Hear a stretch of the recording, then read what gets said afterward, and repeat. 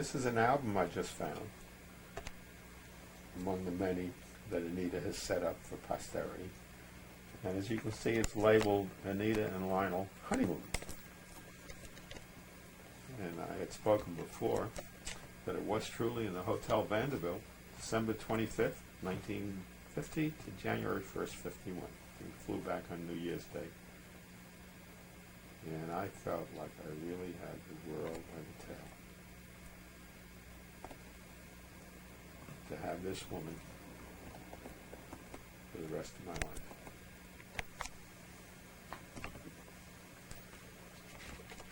As I said, we spent a lot of time on the beach, in love with each other, beginning our love.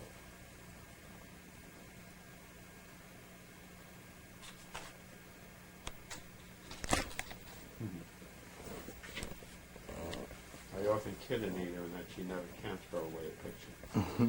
So you see a lot which are the same, and it just filled up albums. See, we did get out of the bathing suit Yes, now you and did. then. Mm-hmm. You recognize the leisure jacket style of the day? Uh-huh. She looked just as great in an outfit as she did in the bathing suit.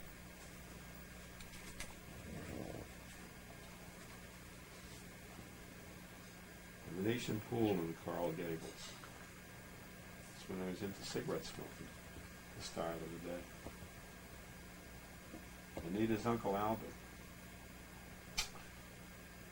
He was down there at the time, and that's the first time I met him. Living down there? Living down there. And he obviously took us out to the Hialeah racetrack. Mm-hmm.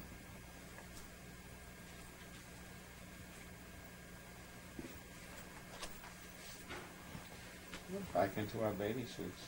That's an interesting one. We bumped into the Seymour Klein. I never mentioned him before, but Seymour Klein was one of Saul Fishman's friends out in Japan when I caught up with Saul out there. Yes. And he was actually the one that drove that car into Mount Fuji. Oh, uh-huh. I can't remember how we even knew he was there. Saul must have maintained contact. So I don't remember much about seeing him or anything. But he was there.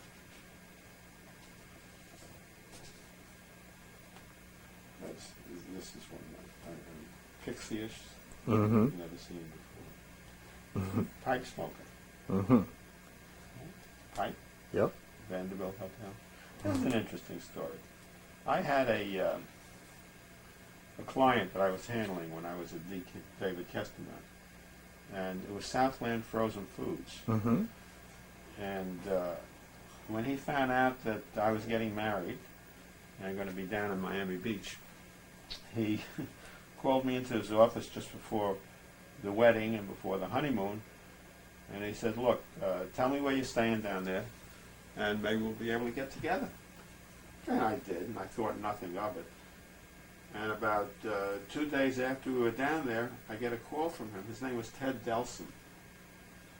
Actually, his original name was Theodore Udelson, Mm-hmm. Y-U-D-E-L-S-O-N. So he changed the name to Theodore U. Delson. Mm-hmm. Interesting. And he was the president of Southland Frozen Foods. And he called, we were there about 2 days, and I got a call from Ted Delson. He says, okay, I gave the first 2 days to you, now you owe me tonight. Uh-huh. And it was great. I mean, he picked us up at our hotel. He had another couple along with, this is Ted Delson, and that's his wife. Not a very attractive woman, but, and that was his son, who was, how old was he? 11 years old. And he had another couple along with him that he was friends with, and we, of course, were the guests of honor. Uh-huh. And he took us to a place called the Clover Club, Mm-hmm. which is a nightclub down in Miami Beach, and got us this picture. And after he dropped off his wife and his friends, he then took us for a tour around Miami Beach. Very nice, very pleasant. You know, everything was just great. So that was one of the high spots that we had there. I guess this is on the way back. My two uncles, I haven't spoken about them. Their stories unto themselves. They were half brothers to my father. They're both rabbis, Oh. Lou and Abe. Lou and Abe Cassell. Their name also was Cohen to start with, but upon becoming rabbis, they had to change their name because if you're familiar at all with the Jewish traditions, the Kayan was something special in the religious services. Mm-hmm. And since they were rabbis, and they were not Kayans, that's a separate story, they couldn't carry the name Cohen, so they changed it to Cassell. And they were between, neither of them had their congregations at that time. But they were uncles of mine, but as you can see, they weren't that much older. They were from a second marriage of my grandfather. And it was through them that I got the only camp life that I got to know. Mm-hmm. It was,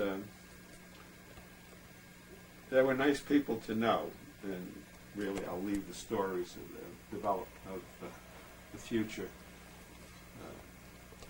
for some other time. Even though the book is labeled Honeymoon, I guess that's the end of the honeymoon. Okay. But this is an interesting story too. This is the Tavern on the Green. Oh. We were there, and it's dated July 3rd, 1951. Uh-huh.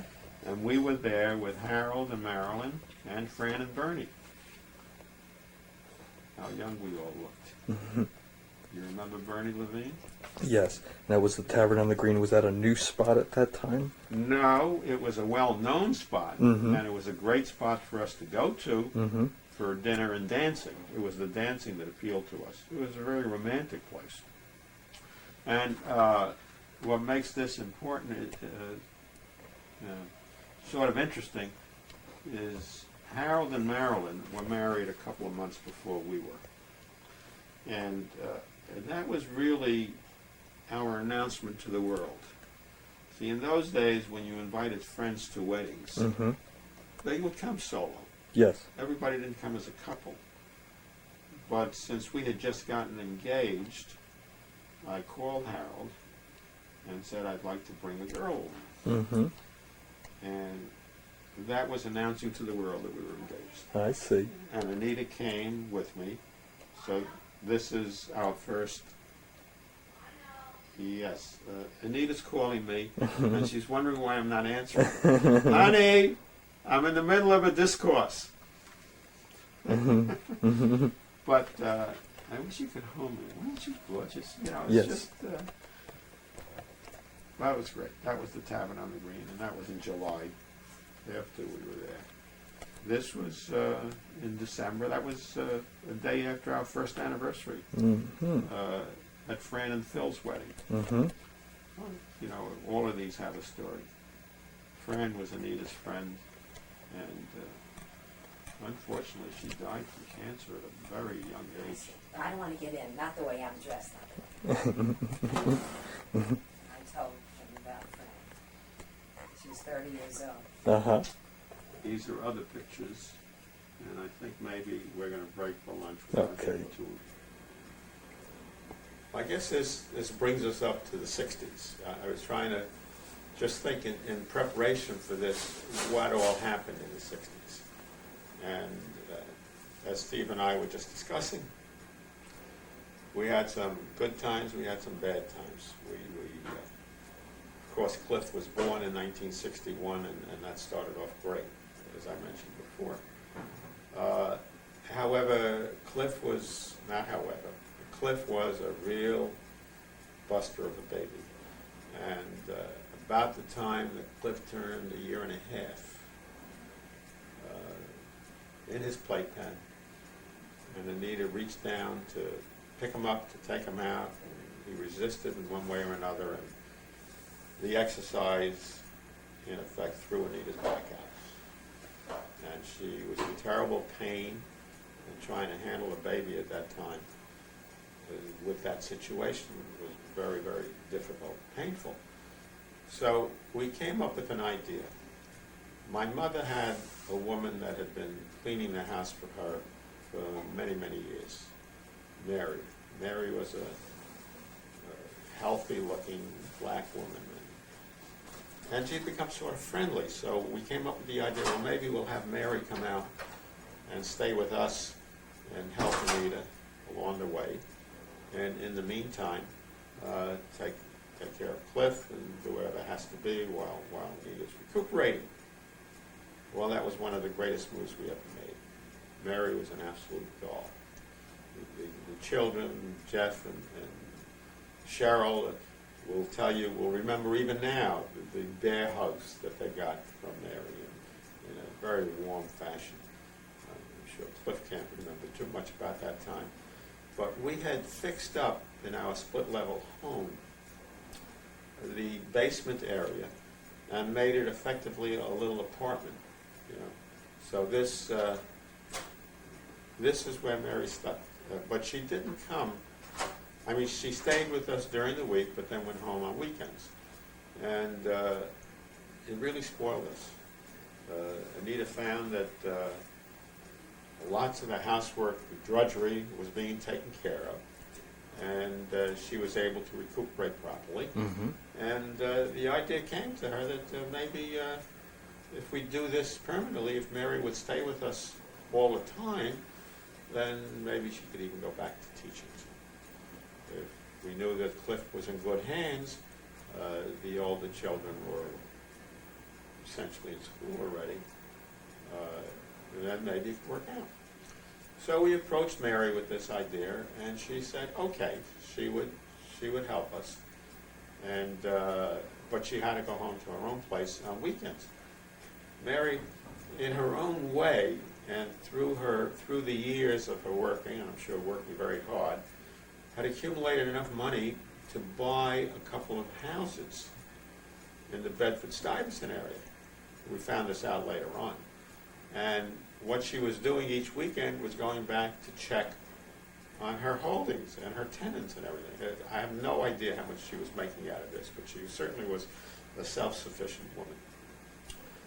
So this went on for a while, but unfortunately, after she spoiled us good, she developed, I think, a knee problem. Mm-hmm. She found that she had to get off her feet for a while, and what she was also finding is that her houses in Brooklyn required more of her attention, and sadly, she, after a few months, she left us. This would have been 1963. 63, thereabouts. I'm not sure whether it's 63 or 64. But we had the bug, and Anita thought she had tried someplace along the way to work with a neighbor, and she would register for substitute teaching in the Seaford district if the neighbor would watch our children. And this may go back a while, and it didn't work out because she'd come home and she found Cheryl running across the street. So that was not a viable alternative. So we had the idea that this friend of ours was doing this, that you could hire some of these girls from the South, who these agencies would bring them up to Freeport. And you could go and you could interview the girls and take them home with you. And if it worked out, you would hire the girl, and at that point, through deductions from the girl's salary, you would pay off their transportation costs up to New York and pay off the brokerage fees. It seemed a little chancy, but we ended up hiring a girl named Annie, a very sweet young lady. Maybe she was like 19 at the time. She came from the hills of Kentucky, or Tennessee, I think. And she worked out beautifully. Everything was fine, and the kids liked her, and she was very high morals, and we developed a lot of confidence in her. However, as nice as it was, we were in for another surprise. And it started one evening. We got to look upon Annie as a almost another daughter, a teenage daughter. She wasn't much more than that. And one day, while we're sitting around the living room, Annie asked me a question. She says, "Are Puerto Ricans black?" And I thought for a minute, and just putting aside why is she asking this question, and I supported my opinion by going to the encyclopedia. I said, well, it depends. I think some are, and some are not. And in my own mind, I concluded, I asked what religion he was, the person was, because I figured that if he were really Puerto Rican and not of mixed blood with the blacks, that he would have been a Spanish derivation and they would have been Catholic. But if he were black, I guess the distinction wasn't that great in Puerto Rico as it was here in the States. So when I asked why she was interested, apparently this man had proposed marriage to her. Oh, she had a boyfriend. She had picked up a boyfriend, I see. and she was considering whether to marry him or not. So I said, I don't know. What religion is he? And the answer was, well, they would be married in front of I think she said a Baptist minister. So I concluded that he was probably black. I don't know if it was right or not, but in any event, that's what she wanted to know. And the conversation continued, and she didn't know that much about him, but I said, well, do you love him? And she said she doesn't know, but almost flippantly, if it doesn't work out, well, then they'll just break up the marriage. And I got into a very fatherly pose with her, and I said, you can't do that, Annie. When you get married, you marry for life, right, which is really the way it should be. And she said, well, she didn't know, and she would think about it. She had taken her time off to go each weekend. She would go into Freeport, which seemed to be a meeting place for a lot of the people of her who did the same kind of work that she did. And I guess that's where they met the boys, and life goes on. One day, during this period, she comes down and she shows Anita a letter. It was a very poorly written letter and had all kinds of terrible expressions in it. It was written by a woman who claimed to be this man's wife. And it was like, he's my man, and I don't know whether she was saying he's a husband. Yeah, she did claim that he was a husband, and he's fooled around before, and if you don't stop seeing him, I'll take a knife and I'll cut you up.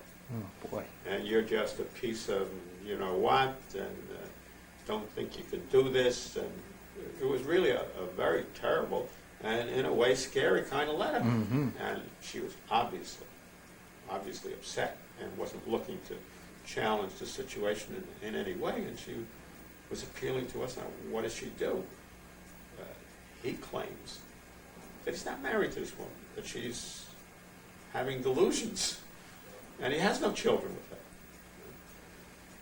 So I guess in one of my more brilliant motives, I contacted my brother, who was pretty sneaky about this thing, and asked him, or maybe he suggested, we knew where the guy worked. So he called up the company to find out how many exemptions this guy was carrying on his payroll records. So exactly what Myron did, I'm not sure, but he must have acted like he was Internal Revenue or something, because they get to the records, and guess what? He was carrying 5 exemptions. Oh, boy. 5 dependents. I don't know if it's exemptions or dependents, but it was enough to put another doubt in mind. And we sort of used this and said, Annie, this sounds terrible, but we were losing the battle. And to make a long story short, Annie was going to marry this guy. Oh, boy. Yeah, we were invited to the wedding. Oh my And God. it comes another episode. The wedding was going to be held in the home of his best man, who was either his brother or his brother-in-law. I'm not sure. It was Huntington Station, Mhm. and it was not in a. It was in the railroad shack area.